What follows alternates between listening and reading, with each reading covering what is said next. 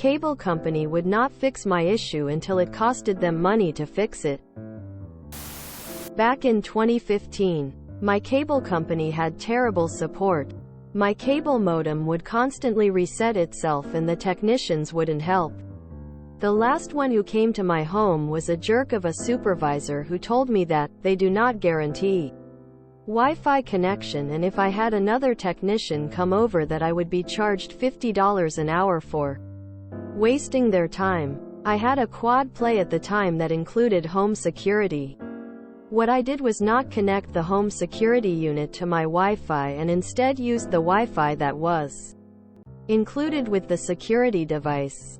They did not like this because apparently it was costing them too much money as their service provider of the home security was charging them money from the hour as the home security unit was using too much data. When they complained about me not using the home security device on the Wi-Fi of my router, I told them, why does it matter since you do not guarantee Wi-Fi connection? Another supervisor came and actually found the issue, and it was a bad line in my home, and repaired it, and now my router doesn't reset itself anymore. The look I gave the other supervisor when he told me that he apologizes for the other supervisors' behavior and that while they don't guarantee the speeds, they should be guaranteeing a proper signal to your device was a nice big grin. I had a cable line drooping down lower and lower into my yard. I knew it wouldn't shock my kids, but I didn't want them to try to grab it and climb on it or think that was okay. I called the old company that put it up and asked them to come get it since I don't use them anymore. They said, okay. It'll be 68 weeks before we can get a technician out there. I said, oh, don't bother then. I'll just cut it down and sell the copper. Amazingly, they had someone free up all of a sudden and it was gone that afternoon. My internet provider increased my cost by just over 14% this year. Am I getting a gold-plated service? Hell no. I've had to call their support line 3 times this year. I would like to think that's cost them more than my 14% increase. My contract is up next year and I cannot wait to get away from them. I would happily pay more money to get a service that actually works. So any story that involves a cable company having to pay appeals to me. Yeah, I have had the same issue with my cable company. I would tell the agent it's not my router. It's on their end at the newly rebuilt hub after a tornado came through my area a couple months prior. Sure enough, it was their hub. I love my provider, but when they outsourced their customer service, things got difficult. Ferenczi rule of acquisition number 74, knowledge equals profit. There are some communities where there is only one cable provider. My friends who live in such places often complain of the arrogance of the cable monopoly. I was once in that situation. When there was an outage, customer service always started by assuming it was my in-house network at fault. I was an IT professional and knew how to diagnose network issues. So I pushed back. Every time I called about the too frequent outages, the problem was in their network, typically in the local signal distribution equipment. When another provider, finally, offered a fiber optic connection, I jumped at the chance to switch. It was almost flawless. I did have a problem with their network interface in my home once, which they fixed at no cost. Send the original guy around to apologize for a few hours. Then maybe we'll talk. Because at your local cable company the customer is always our bitch. My old ISP decided to force everyone onto a new system, which naturally cost more per month. And then when I finally caved and got someone out to install the new equipment before the deadline of old service being cut off, they told me I couldn't get the signal for it where I was. So I said, put me back on the old system. And they refused. So I said, "'Kay, bye." I am going to look for another ISP then. And they were mad at me for my decision to change companies because they wouldn't provide service to me. Was a crazy experience. They wanted me to pay all these fees for bailing on contract early and pay fees for getting the new equipment put in, and I refused all of it. Meanwhile, they were upset I was leaving as a customer even though they refused to provide service to me. ISPs. Why does this sound like Comcrap and their Xfinity service? When I canceled cable in order to start DSL with another company, the cable company sent me to their customer retention group. That associate tried to imply I was stupid. Cable is always faster than DSL. Quote, I pointed out that I lived near some college dorms, that they had oversubscribed that area, and that at predictable times of the day, the network slowed to a crawl. They tried to make me agree to a 1-month free trial. I told them I was recording the call and requesting cancellation. Cancel now, or I take you to small claims court. They canceled. Fuck you, Comcast evil company. A year or so back, my internet started going out.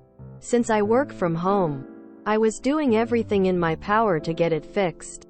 The company I have internet with was doing everything it could to make it my problem, because sending a tech out to look at the line from the pole to the house would actually cost them money. After doing everything they asked, I finally got them to run the advanced diagnostic, which showed them that the signal coming down the line wasn't even making it into the house. They scheduled someone to come out and fix the line, but another person called me up the morning of, trying to find a reason to cancel the tech.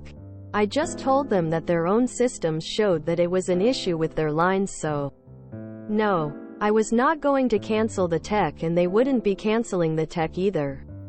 When the tech got there, he took one look at the line and said, I can see the problem right there. The line needs to be completely replaced.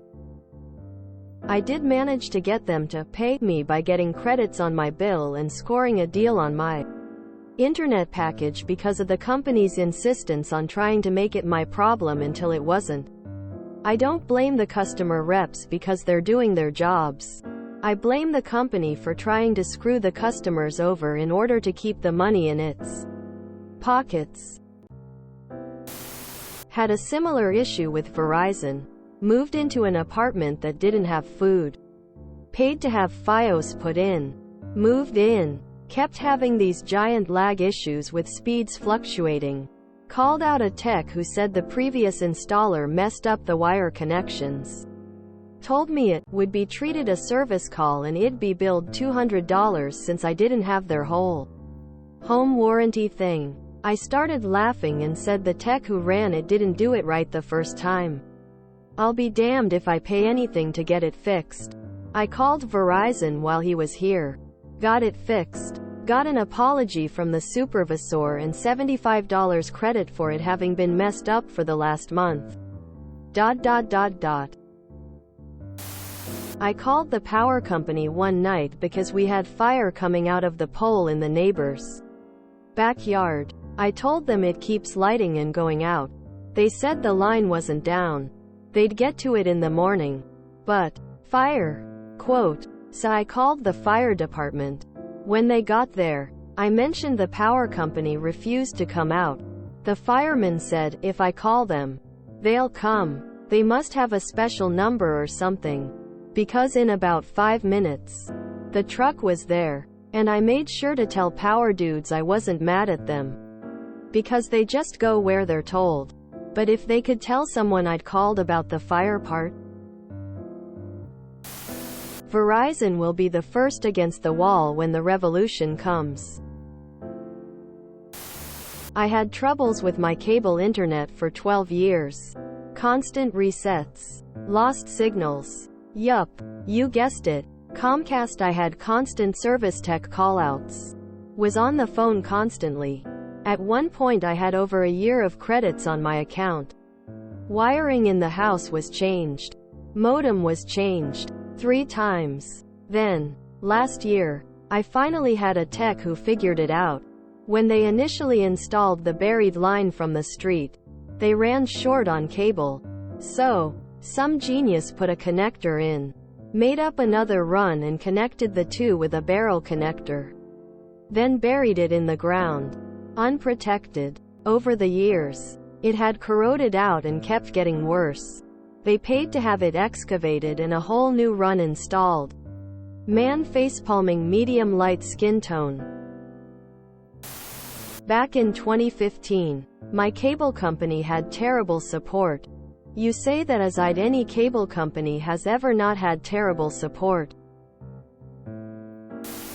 My girlfriend had an issue where the cable wires in the neighborhood were old and getting all sorts of interference from each other, so anytime the neighbors watched TV her internet would stop working. After multiple technician visits where all they ever did was reset or replace the modem and refused to check the wiring, she finally filed a complaint with the FCC saying the ISP wasn't providing the service she was paying for. The regional VP of something or other called her the next day to apologize, and they had a tech out to replace the old wires within a couple days and the problem went away. Back in 1980-2023, my cable company had terrible support. Cost. My local cable company leaves the cable lying on the ground for weeks until they get around to burying it. Only took one call. The HOA contracted landscaper was coming to do the first mowing of the year. If their mowers didn't cut through it, they'd just disconnect it. Cable company left that big green access box open. If you enjoyed this video, please check out our playlists full of similar content. Epicaricast is like doom scrolling for your ears. Please like, share, and subscribe.